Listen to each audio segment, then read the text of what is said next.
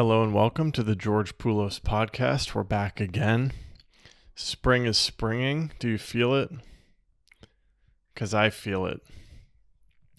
And every single time spring rolls around, I'm surprised. Like I didn't quite realize how sleepy the energy got, but it did.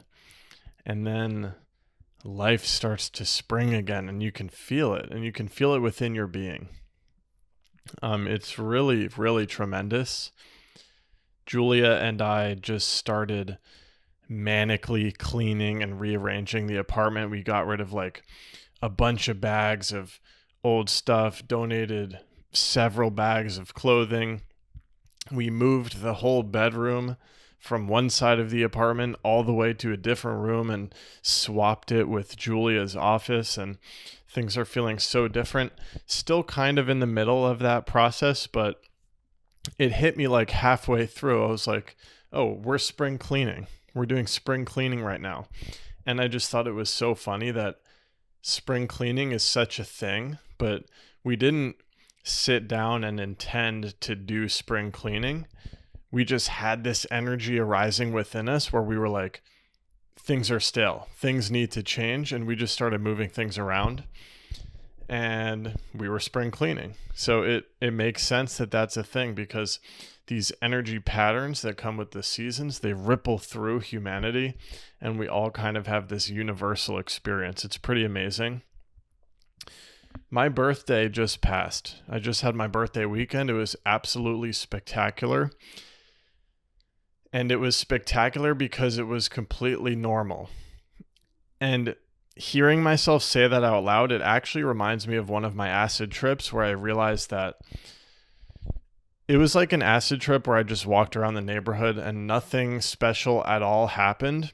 And I was fully tuned into the knowing that nothing special happening is absolutely tremendously more than perfect. Our day-to-day routine, the sunlight coming in the window, making coffee, seeing strangers that we pass on the street, seeing little birds, little squirrels, hearing the sounds, it is tremendously perfect. So on my birthday weekend, I just actually for the first time in as long as I can remember, decided not to do anything. Like usually I feel this pressure to have a party. And I actually remember last year on the podcast, I spoke about this a little bit. And I spoke about how I was anxious to order in the pizza. This year, I was just what do I really... I kind of tend to try to use my birthday as an opportunity to really just tune into my intuition. And so I was like, okay, what is my intuition really calling for? It's calling for me to do nothing and see where the day goes. And it was absolutely fantastic. Woke up, made coffee, wrote in my journal. Did laundry at some point. It's funny, my memory is fading now that I'm trying to recall it, because it's I'm here in this moment recording this podcast. But it was really tremendous. Julia got me this money tree. She came home from her bartending shift with this money tree. We're in an era of manifesting abundance, so it's perfect. Woke up, coffee, journaling, as I said, so special, so sacred, that coffee and journaling. It's so perfect. It's so perfect.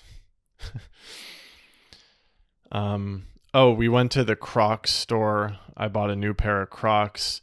I put on a butterfly and a sunflower gem on them.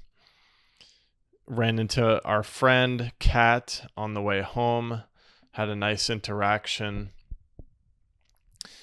We got breakfast at a diner. It was very special, me and Julia. Did laundry. Just had a very normal day. The next day, I saw my family for brunch. Ran into Brett Conti on the way. If you've been following along for a while, you know Brett. Brett impacted me tremendously in many ways, but a key way was by teaching me a fundamental lesson about business, which is also a fundamental lesson in karma. It's all connected, which is that you have to spend money in order to make money when you're running a business. And that falls in line with the laws of karma. In order to receive, you must give. And in the lineage that I learned about of Buddhism at 3 Jewels, they really emphasize this idea of, if there's something that you want, the fastest way to get it, karmically speaking, is to find someone else who wants it and help them get it. That's how you're going to actually plant the karmic seeds for you to receive what you want. And do I have this book? I also feel like this is on like a Jesus energy. I had read this book a long time ago. It's The Game of Life and How to Play It by Florence Scovel Shinn. And it's sort of about how Jesus teaches manifestation and abundance. And someone in the comments recently, they were responding to me talking about money and abundance and how I just read, it's not here, but I just read You Are a Badass at Making Money. And they recommended this book, and I've read it already. And I have it sitting right here because I pulled it out after reading that comment.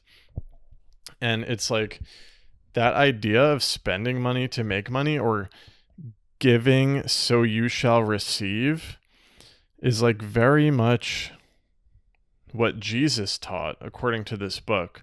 And I'm like just skimming the surface of Jesus's teachings. But so this is not a direct Jesus quote, but here is a quote at the very beginning of the book from the author of this book. Jesus Christ taught that life is a great game of giving and receiving. Whatsoever a man soweth, that shall he also reap. Was that Jesus who said, "What you'll reap what you sow"? I mean, there it is. There's the divine teaching of karma. There's the divine lesson of abundance and manifestation, and also a very practical business tip. If you want to make money, you can't hoard your money. You can't feel like you have to hold on to it or it's going to disappear. That's a scarcity mindset. The abundance mindset puts you into a mode of open flow. I'll spend money when it feels right, trusting that money is going to come back. How did I even get into this? Oh, the money tree? So yeah. Oh, and I ran into Brett. Then my family and I got brunch. And man, I love my family. If any of you are listening, I love you. It's crazy to have gone through childhood. I think I shared in a recent episode, literally all I cared about was skateboarding and Annie's mac and cheese. And I didn't care about anything else. And then to have come around, now I'm 27, just turned 27 years old. Now to have come around and I'm finding myself extremely interested in spirituality and religion and that sort of genre in general. And having these conversations with my family at my birthday brunch, it's like tremendous and full circle and really beautiful and amazing. And I just feel so blessed to be alive, really. I was kind of a complainer as a kid, I feel like. I don't know. I just want to skate. I don't want to do anything else. I would complain about everything. I thought everything else was boring. Now I'm like, oh no, actually everything is amazing. So it's crazy to experience that full circle. I had this fascinating experience of I swear 7 or 8 people I found out have a birthday the day before or the day of or the day after me. And it was just kind of trippy to experience how many people have this Aries birthday season. And by the way, this is something I've felt every year, but I've never really tried to articulate or express. But having an Aries birthday, my birthday is April 13th. It's actually really, really intense because literally I'm recording this on April 15th. I think it is coming out a week later, but right now, today, this weekend, on my birthday weekend, the shift to spring became palpable. It's like we're not leading up to spring anymore. It's like we're opening, we're going, it's moving. Like the energy is here. All that spring cleaning, shedding the past, expanding into the new energy comes with it. And it's like my birthday being right smack in the middle of that energetic expansion. It's like, I feel like in the past I've always been wondering why do I feel so crazy right now? Like why is this so intense? Why is so much going on? Now I see, oh, it's because we're right at that pivotal point.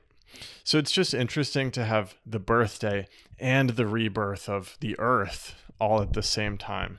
Like a lot of it's really actually a good excuse to like go for it with whatever it is. It's like I have the two excuses, the birthday and the season changing. But yeah, it's really intense to have an Aries birthday.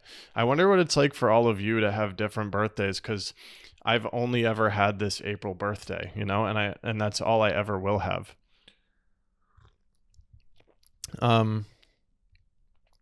It's interesting in two episodes, in the March reflection, April intention episode, I spoke about human design. And in that episode, I spoke about how like astrology never really did it for me. And still it doesn't resonate that much, but I will say, and this happens with a lot of different things, human design has kind of opened me a little bit more to astrology, which is cool. I don't know. I've been playing with the identification as an Aries thing, and I'm like, what is it like to be a different astrological sign? I don't know, just something I'm playing with. And yeah, that opening effect, it's really interesting. Like I think about how I like got into Buddhism and spirituality, and it was like I start off closed off to things, and then I'll read something or hear about some experience or have some experience, and then suddenly I'm like, oh, I'm actually open to learning about this thing. And I remember one example was I was really closed off to Buddhism and meditation, frankly, and spirituality in general. And then I read Jack Kerouac, and since I like thought he was this cool American, like hot American guy who drove a car across the country, reading him talk about Buddhism and meditation gave it a particular context where I was like, maybe this Buddhism and meditation stuff is not what I thought. So it opened me a little bit. Something I'm actually trying to build out in my new school community is a book list where like every really important book that I've read, the way or the criteria for me to classify it as really important is that it had like a key unlock, like it opened something in my mind, allowing me to be ready to receive the next level. So like all of the books on that list, I kind of want to, as I build it out, I kind of want to write down like what was the key unlock, like what did this book really open for me? And the fascinating thing about this like spiritual journey or this journey of life, whatever you want to call it, and it happens through books, it happens through experience, it happens through study, it happens through all different ways and forms. Like what I've realized is you don't even have to be spiritual. Like you don't have to care about it at all. You will still go through these phases and openings.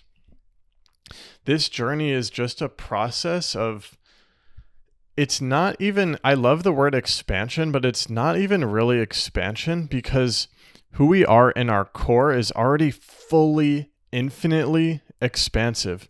We are beings of pure potential. Anything we can think of, we can do.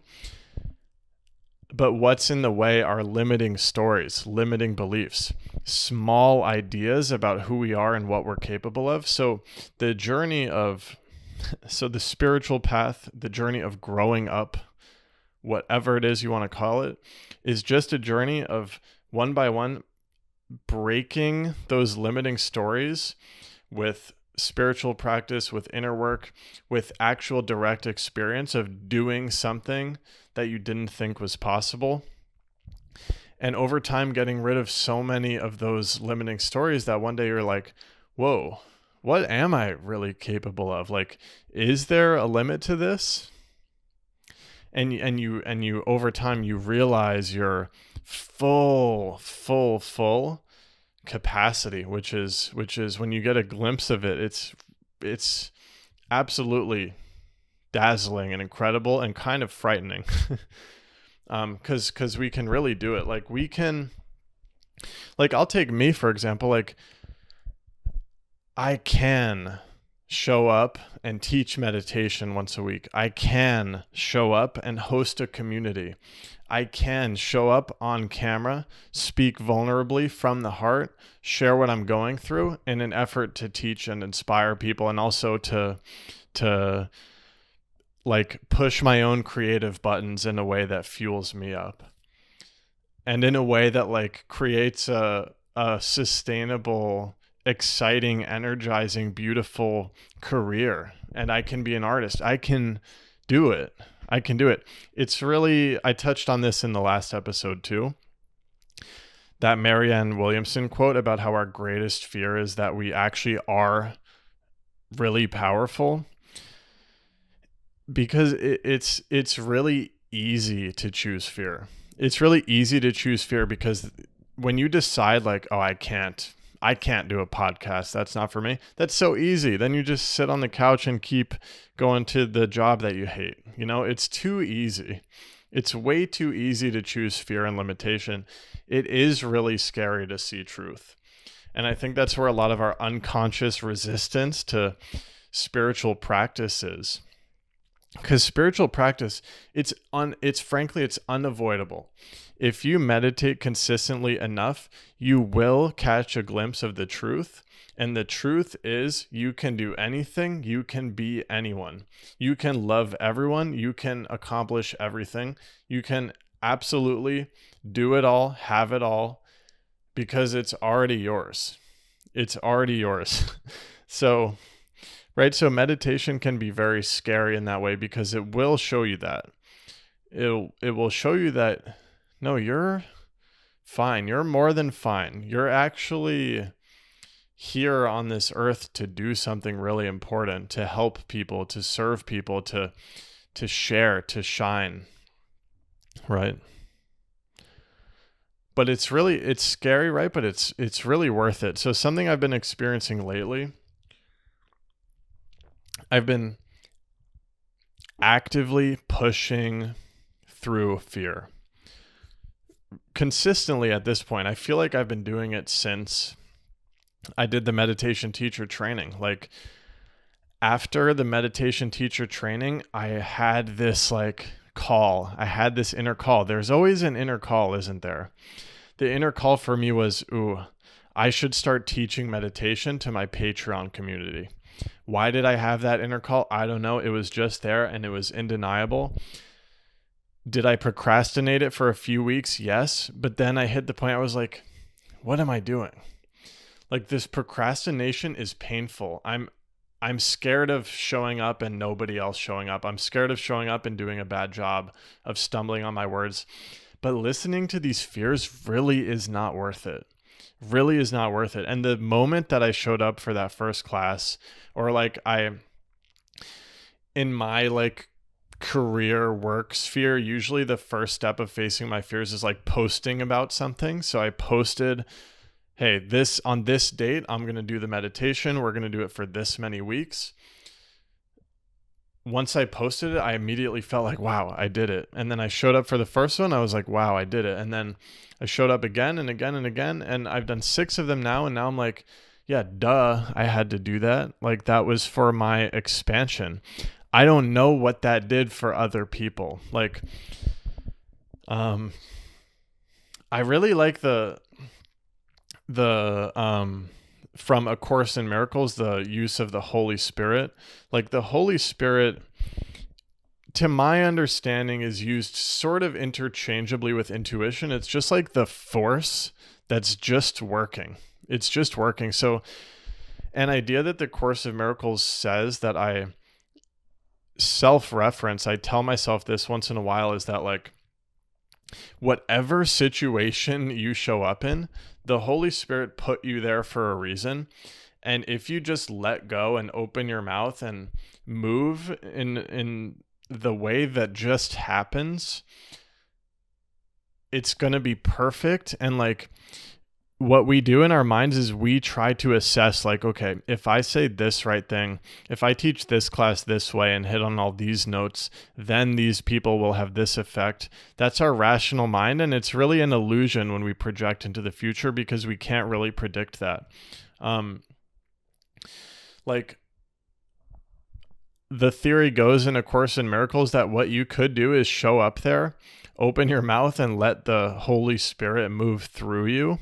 It's another way of saying letting go. Just let go. Just drop the fear or the anxiety. Just say what you need to say. Just say what's in your heart. And that's going to be absolutely perfect, because the Holy Spirit has a plan for everybody in that situation.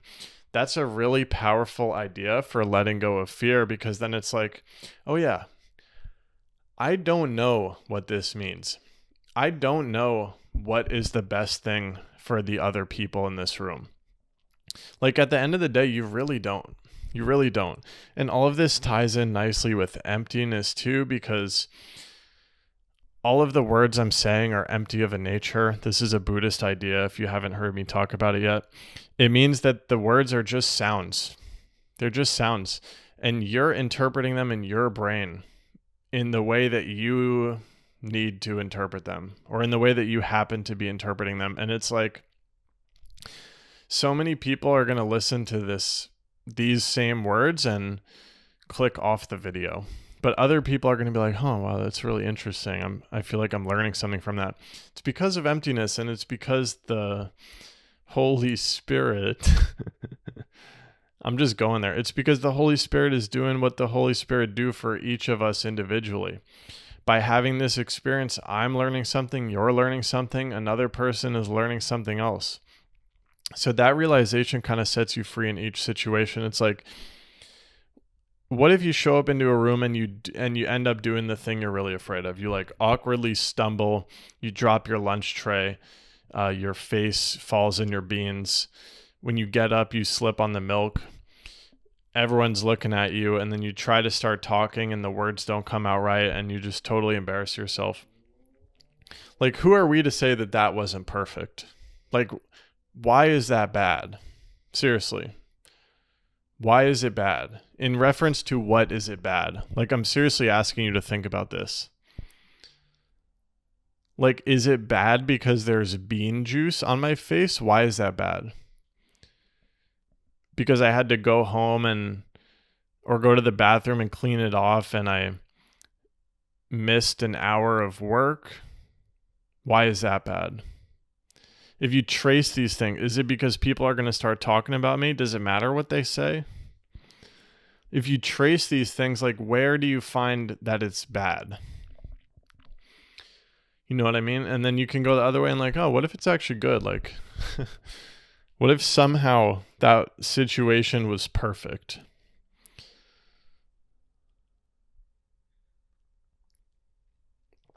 So, oh Lord, my plan was something I did on Instagram. We'll transition a little bit into the creator journey.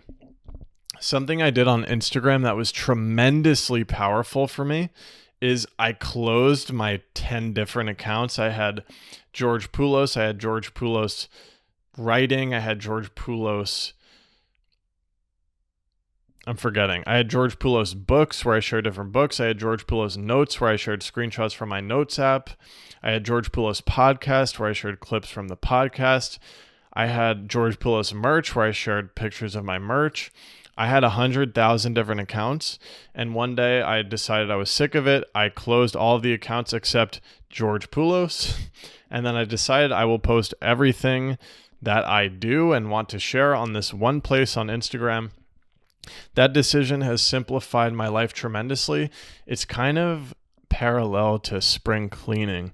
It's kind of parallel to when you get rid of the clutter. When you simplify, things kind of become clear. When you have space, there is clarity that emerges in that space. Usually we have that space filled with clutter. like the physical environment, like cleaning your apartment, same with cleaning your social media presence. So I've merged the Instagrams, very powerful step for me. Still, though, I'm hanging on to different YouTube accounts. So I have my quote unquote main YouTube account, and I also have where I usually have been posting this podcast. So a podcast YouTube account. And it's got me thinking, like, first of all, it's really annoying to keep up with them both. And I'm like, huh, is it time to take that bold step of just like putting the podcast on my main channel where I'm still scared of those people judging me? I thought of this because as I was talking to about the Holy Spirit, I was like, oh God, like I'm going to really open up here and post it on this channel. And this is going to be the first podcast episode I post over there. But I think it is time for me to take that brave step. So the plan as I'm sitting and recording this, and I'm expecting a lot of fear to arise when I sit down on my computer to actually do this. I want to just post all of the video content that I want to post on one YouTube channel. I want to, just like I did on Instagram, I want to get rid of the clutter and just be me on YouTube like I'm being me on Instagram. This is also something I have to do on TikTok. It's really freaking annoying. I have 2 TikTok pages. If I investigate the root of why I ended up splitting these pages, frankly, it comes down to I had one big page about skateboarding and I didn't want to annoy people with my spiritual expression. But what I'm learning is it's okay to change. It's okay to change interests even drastically. It's just okay to share the entire journey that you're on in one place. It's actually really interesting, beautiful, and inspiring to people to just be yourself and to show it all and to embrace it all, because no one is just a skateboarder. No one is just a meditator. That's just not real. So again, I was like able to bravely embody this on Instagram, and it was scary, but it did have this like unifying, clarifying effect on my mind and my creativity. I'm feeling like I'm ready to take that step on YouTube now. And I also think it's got to be time to do this on TikTok as well. Like the kinds of fears that come in for me, I'm like, oh, which one do I pick? Are there going to be people who don't move over to the other platform? This is a huge one for me. And this also was a fear that came up when I decided I would be switching from Patreon to school, to teach my meditation, to host the community, etc. A big fear is like, oh, what if people don't move over with me? But then it comes back to like, look at what's happening in the spring. Like what I just did with my apartment. It's like letting go of these objects that don't serve me anymore. Like how long have I been hanging on to this piece of furniture? And every time I look at it, I'm like, oh, I don't like that, but maybe I should keep it because maybe I'll use it one day. And then it's just taking up space. It's just this stale, stagnant energy. So actually what I'm seeing is spring cleaning can happen online too. And actually sometimes making that shift for whatever it looks like. Maybe you just have one account and you didn't get into the mess I got in. Maybe you just have one account and you want to change the kind of content you're sharing or change the energy of the content you're sharing. For me, it's like, oh, I've got all these accounts and I'm feeling this call. Again, there's this inner call to merge the accounts and just be me on one place. That cleanup, that spring cleaning will leave stale energy behind. Not everyone will come over, but that brave move. And I want to say about the apartment cleanup, letting go of every single piece of clothing, every single piece of furniture, it is brave. It comes with fear. Because when we're in a scarcity mindset, when we're in a clinging mind, it's like we want to hold on to everything because we're like scared of losing things. We're in a misunderstanding in our mind, so it's scary to let go. But the act of letting go, even if it's just an object or if it's a social media account, the act of letting go brings you closer to the truth that nothing was ever yours. Nothing can really be lost. And when you just, this applies to the abundance and the money too, when you allow yourself to just be an open flow, you're much, much, much closer to the truth. Nothing can be quote unquote mine. That's an illusion of the ego. The ego wants to hoard. The ego is in scarcity. But the truth is that there's no such thing as scarcity. It's just open. It's just flowing, right? So it's really tremendously safe to let go of what is no longer serving you, because that's going to create space for clarity. It's going to create space for new and fresh and energized to come in. You're going to feel alive. You're going to feel that clarity. You're going to feel that abundance coming in. So I think I'm convincing myself as we speak that it is time to merge YouTube accounts, to merge TikTok accounts, to take all these brave steps that I want to take. Right. Another one with the TikTok is like, all these attachments. It's so funny. And all this fear of letting go, when letting go is one of the most powerful things you can do. It's funny. And I'm looking at my Post-its here because I have I'm trying to sort out this crisis on my wall with these Post-it notes. I have 2 TikTok accounts. One is the one that I built up with the skating, and one is the one that I built up with the spiritual thoughts. The skating one, this is a big theme for me. The skating TikTok keeps getting these big fat brand deals, and I really dislike doing them. But because of my fear and scarcity mindset, I'm scared to let it go. I'm scared to let go of that account because I'm fuck, but these brand deals, what if I need them? But actually that holding on, it's cluttering my mind. And just I'm just imagining if I just let that go and clear up that space. So what about the brand deals? Oof, now what has room to come in? It's so juicy and exciting. So merging social media accounts, still a journey I'm on. Hopefully now that I've just said all that out loud, I'm ready to also merge the TikTok and the YouTube. I mean, that would really make my life a lot simpler. And again, what happens in simplicity? Clarity, focus, power. Yes, very exciting. Do I have anything else? I totally forgot to plug the book that inspired the clean out.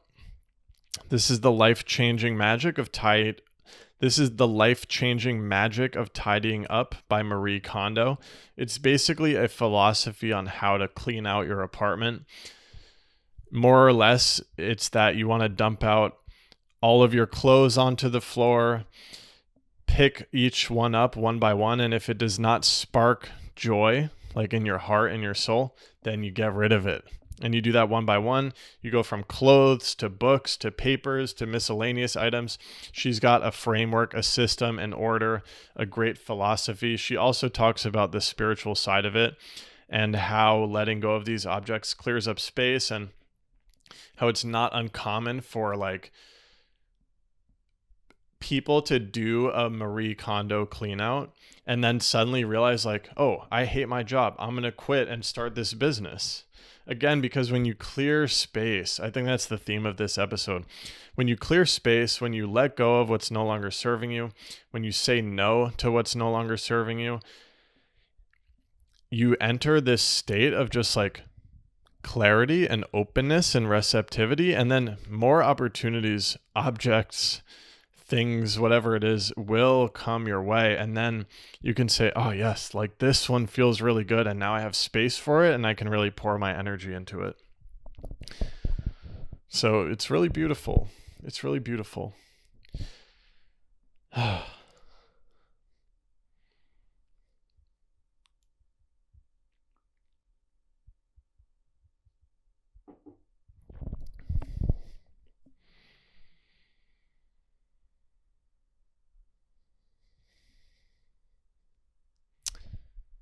So I hope everyone's spring, I know it's an intense energy, but I hope everyone's spring is off to a great start, an exciting start.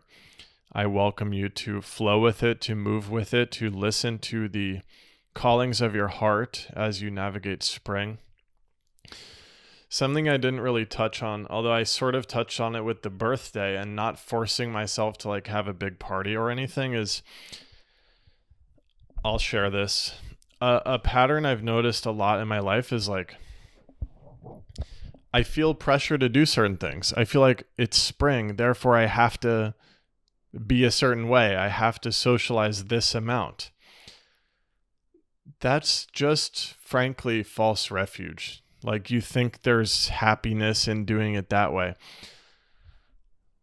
What if you really radically this season tuned into the inner heart and had faith in yourself, truly, truly?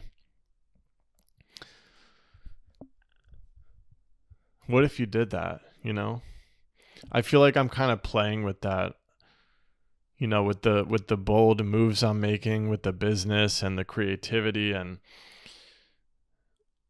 and like, yeah, really I shared this in the March intentions, April reflections, but like saying no more if it doesn't feel right and then just letting myself be in an open, peaceful space until something that feels really right comes my way. I'm just really playing with living that way and not forcing myself to do anything. And it's really been very beautiful. And I know this always brings up this interesting discussion of like, for me, it brings up this interesting discussion of like, if I just let go and listen to myself, what if I end up just not doing anything? But like, if I really dig, it's only my ego that's scared of doing stuff that wants to truly rot in a hole and become depressed. I'll just say my higher self likes a lot of space and silence, but when there's something that I must do, and it can be anything, it can be a new move with business, it can be posting online, sharing something, expressing, it can be hosting a party, hosting a dinner, going out and socializing, whatever it is. It's like when there's an alignment, my soul is like, yes, let's go do that and really be there. But a lot of the times it is that no. And so often there's fear of saying no because I'm like, what if I'm never invited again? What if they think I hate them? And that again is scarcity. It's like, what if we played with this idea that it's completely safe to say yes or no? And what if we played with that freedom of really being free to do either and knowing that either one is fine?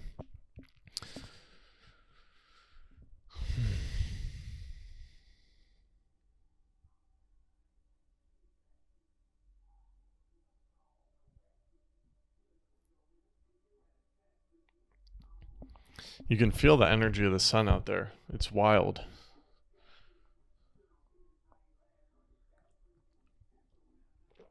Okay, I think that's it for this episode. Thank you so much for tuning in, sending you the best vibes as you navigate this exciting spring season. And I'll see you next week.